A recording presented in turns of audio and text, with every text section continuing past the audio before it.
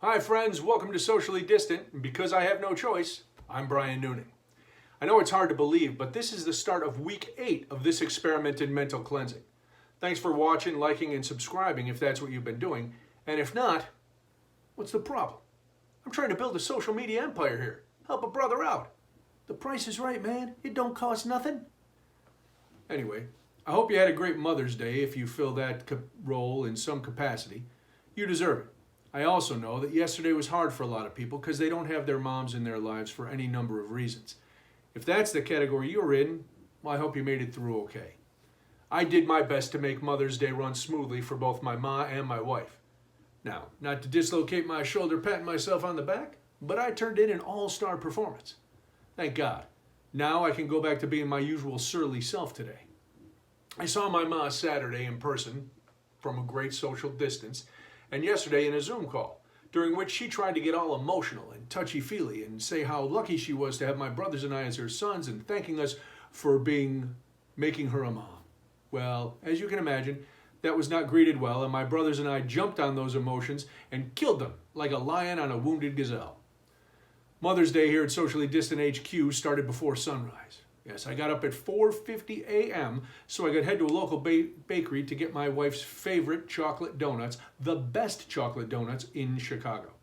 Now, we used to live close to Weber's Bakery. It was only about 10 minutes away. Now it's a 30-minute ride, but I was willing to do it because we hadn't had the donuts since last Mother's Day, and my wife had mentioned them a couple times over the last month, so I listened.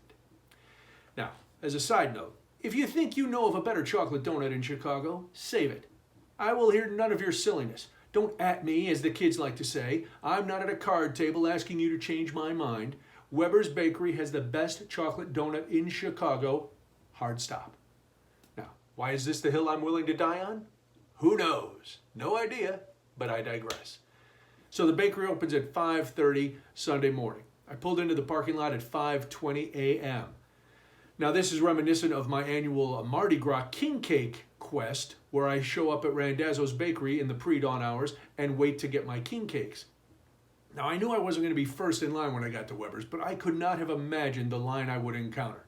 Sleepy-eyed, mask-wearing souls were lined up for a block wanting to get their mother-loving mitts on donuts, coffee cakes, cookies, and strawberry layer cakes so they could shower their moms in sugary love.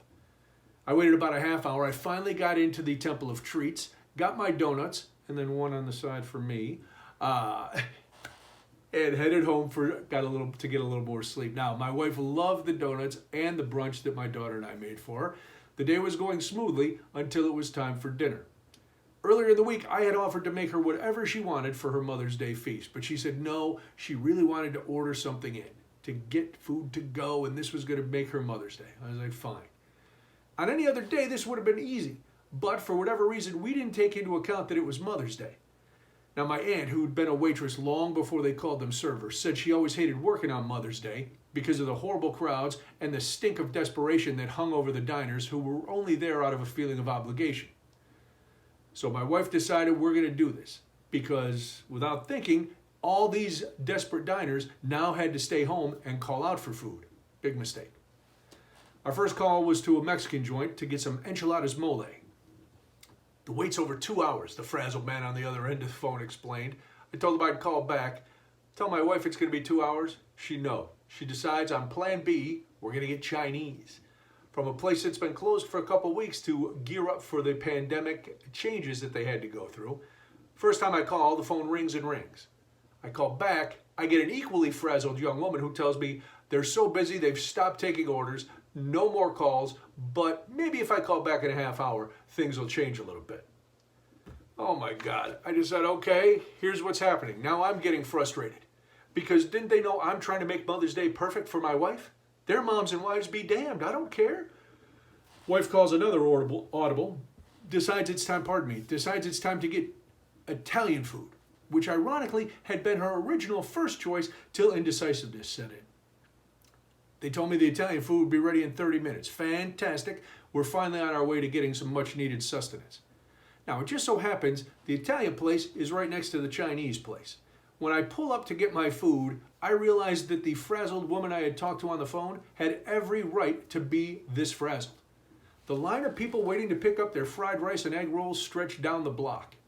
Now, the sight of the mass of humanity standing in the rain, faces covered with masks, shoulders hunched against the elements, all while trying to stay 6 feet away from each other, was both hilarious and depressing. Your mom must really want sweet and sour pork for you to endure all of this. The dinner turned out great. My wife had a pleasant day, and we lived, for at least a few hours, happily ever after. I did tell them I was going to cook on Father's Day, though, but that wouldn't really be a worry anyway. We all know the wait for food on Father's Day is nowhere near what happens on Mother's Day. But I'm still cooking for myself.